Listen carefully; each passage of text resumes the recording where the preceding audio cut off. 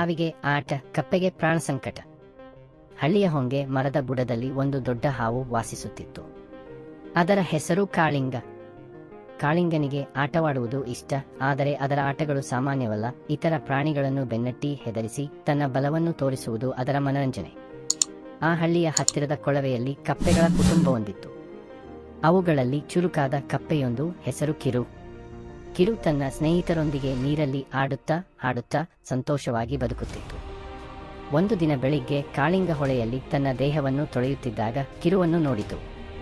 ಕಿರು ನೀರಿನಲ್ಲಿ ಜಿಗಿಯುತ್ತಾ ಗಾಳಿಯಲ್ಲಿ ಎತ್ತರಕ್ಕೆ ಜಿಗಿದು ಆಡುತ್ತಿತ್ತು. ಕಾಳಿಂಗನ ಕಣ್ಣುಗಳು ಹೊಳೆಯಿತು. ಎಷ್ಟು ಚುರುಕಾದ ಆಟಿಕೆ! ಇದನ್ನು ಬೆನ್ನಟ್ಟಿ ಆಡಿದರೆ ಎಷ್ಟು ಮಜಾ ಎಂದುಕೊಂಡು ನಗುತ್ತಾ ಹಾವು ಮುಂದುವರಿಯಿತು. ಕಿರು ಆಟದಲ್ಲಿ ಮಗ್ನವಾಗಿದ್ದಾಗ ಹಠಾತ್ತನೆ ಕಾಳಿಂಗನ ನೆರಳು ಬಿತ್ತು. ಕಿರು ತಿರುಗಿ ನೋಡಿದಾಗ ಹಾವಿನ ದೊಡ್ಡ ತಲೆ ಕಾಣಿಸಿತು. ಹಾಯ್ ಸಣ್ಣವನೇ, ನನ್ನೊಂದಿಗೆ ಆಡುವೆಯಾಯಿ ಎಂದು ಕಾಳಿಂಗ ಕಿರಿಕಿರಿಯಾಗಿ ಕೇಳಿತು. ಕಿರು ಹೆದರಿ ನಾನು ಆಡುತ್ತೇನೆ ಸರ್, ಆದರೆ ದಯಮಾಡಿ ನನ್ನನ್ನು ತಿನ್ನಬೇಡಿ ಎಂದು ಗೋಳಾಡಿತು. ಕಾಳಿಂಗ ನಕ್ಕು, ತಿನ್ನುವುದಾ? ಇಲ್ಲವೇ ಇಲ್ಲ, ಇದು ಕೇವಲ ಆಟ. ನೀನು ಓಡು, ನಾನು ಹಿಂದೆ ಬರುತ್ತೇನೆ. ಯಾರು ಮೊದಲು ಸೋತರೋ ಅವರೇ ಸೋತವರು ಎಂದು ಹೇಳಿ ತನ್ನ ಉದ್ದನೆಯ ದೇಹವನ್ನು ಸುತ್ತಿಕೊಂಡು ಆರಂಭಿಸಿತು.